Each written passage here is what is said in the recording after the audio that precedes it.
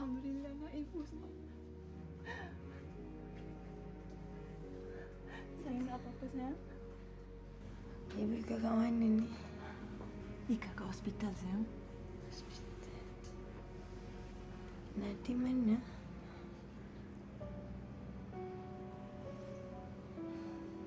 Ibu, Nadim mana? Nadim cedera parah sayang. Hah? Ibu Ika nak tengok Nadim. Ika rehat dulu sayang. Ika tak boleh buat macam ni. Ika rehat dulu. Ha? Ibu Ika nak tengok Nadim, Bu. Ika jangan buat macam ni, Ika. Ibu Ika kena tengok Nadim. Ika mesti tengok Nadim.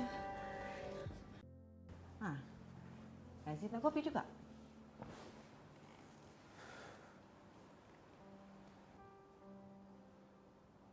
Kenapa ni Razif? Tak ada ribut, tak ada taufan. Duduk je terus masam muka sampai Mami tanya pun tak jawab. Sorry, Mami.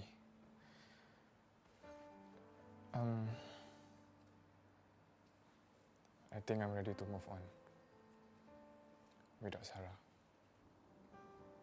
Betul ni? Betul. Razif baru sedar yang selama ni Razif dah ada cinta. Razif je buta tak nampak. Jadi Razif ingat Razif nak kahwin dengan Mimi.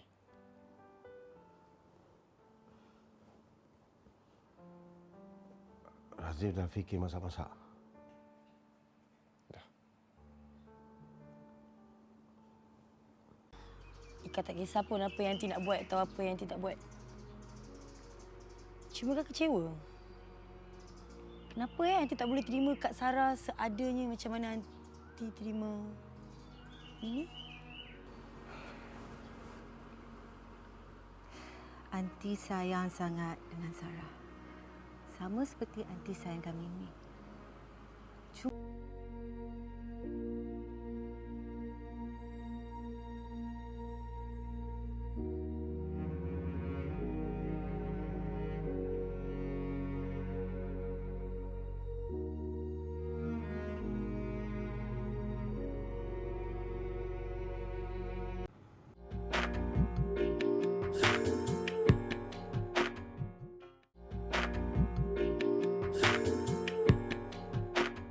Nak tanya satu je.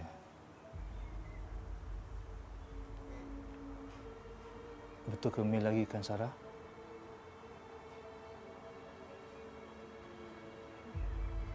Kalau betul Mel larikan Sarah, Mama nak tahu Sarah kat mana sekarang ni. Tapi betul apa yang kau cakap tu.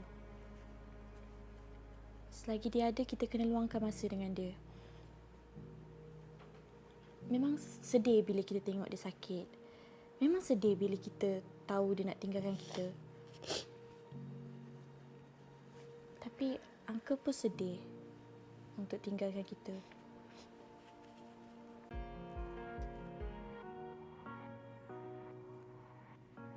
Keluar dengan atuk aku. Kau dah bangun? Alhamdulillah. Risaunya. Patutlah aku tengok dah tak ada mesin ni semua. Muka aku teruk. Nanti kau tak suka aku dah. Tak kisahlah muka kau macam mana, teruk ke, apa ke. Aku masih suka kau.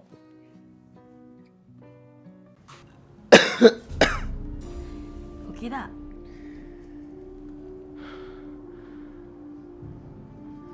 Dim, jangan main-main. Dim? Dim? Dim? Dim? Dim? Kau okey tak? Doktor? Doktor? Doktor?